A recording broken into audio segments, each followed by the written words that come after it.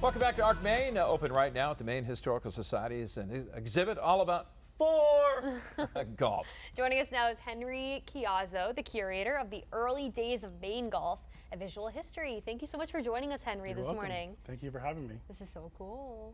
Yeah, first of all, let's talk about the exhibit and when folks walk in, what they'll be able to see. So basically, it's a visual exhibit about the early days of golf in Maine.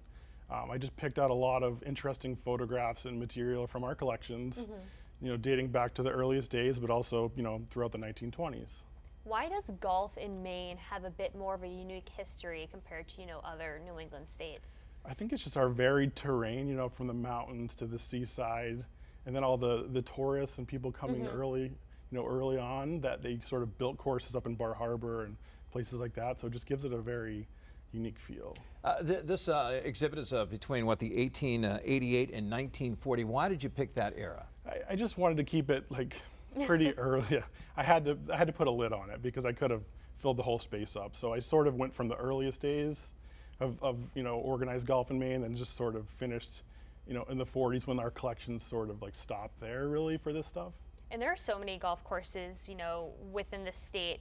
Did you pick certain ones you wanted to showcase? And if you did, what are those golf courses? Yeah, I picked it basically on what our collections could support. So we had, I looked through collections and I found Poland Springs a lot. Which is a very historical, popular course. Yeah, so we have a ton of photos of Poland Springs, but no one really ever focused on the golf aspect of it. So I just sort of pulled a few out that showed the course a little bit more. Yeah, talk about the history there. That we have had so many presidents that would come out to visit that resort and swing the golf club around. Yeah. Let's see, Warren Harding played there. There was a huge press event there.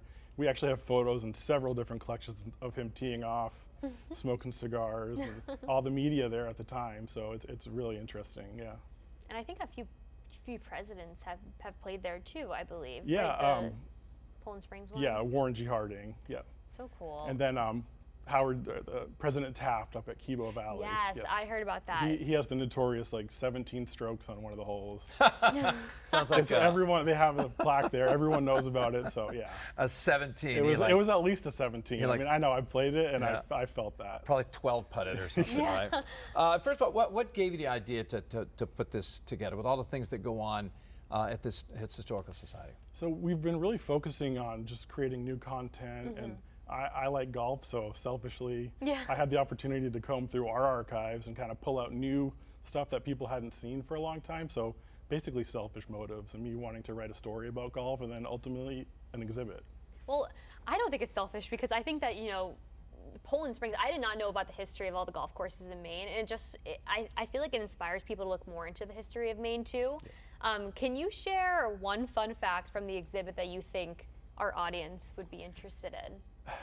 Well, one of the most interesting facts to me, even growing up golfing, is the way they started the courses. It was mostly just informal people kind of going out and starting their own course. So you think of it, you just build a golf course and then it's there. But no, they were out like the Portland Country Club initially was out by Fort Williams, but Fort Preble. Sort of just on the shore of Cape Elizabeth hitting balls, and that's sort of how they started. So it's more how the courses get started, I guess, in the clubs. It was really interesting to me not knowing that going into it. Yeah. Just the informal nature. Why do you think golf is so unique and so special here for the people that love to play here? That's a good question. I think it's just so addictive. It's so hard that and we have such beautiful courses that you just really want to get out and play all the time. It's really, such a relaxing sport. I feel like the older you get too, the more relaxed you are. I feel like it's a good activity for families to go, especially when the kids are all grown up and things like that. Yeah, and golf's been growing so much recently, post-COVID. I think it's sort of how it started early on, which is another interesting fact. It's just all of these courses started in the 1890s. It just was a boom. Everyone was playing. Everyone wanted a course. So I think it's mirroring that a little bit recently. Just so many more people are playing. Yeah. So it's really growing. I know you're only going to 1940, but I love the history of the equipment. When you look at the golf clubs, we think we love to blame our bad shots on a golf club.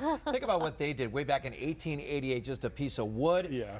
And now we're pulling out these big Berthas, right? These drivers that can drive the ball 300 yards.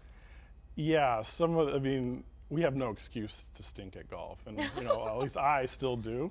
So it's, yeah, those balls, and we actually had someone drop off a putter, like an old putter, like they wanted to include in the show that hopefully we'll be able to, but we'll probably put it in the collection. So it's just interesting to see how minuscule the clubs were and how hard they were to hit compared to today. We're very lucky. And we obviously have a big holiday coming up this weekend. Will you guys be open on Saturday, and if so, what time? Yeah, we'll be open. Check the website for specific details, but we're having a huge July 4th celebration for the 250th.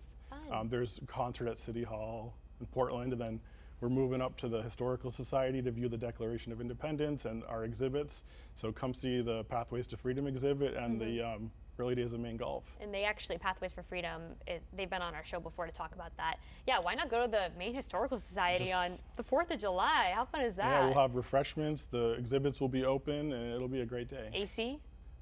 AC inside, yeah. There you go, now you're the talking. Longfellow Garden.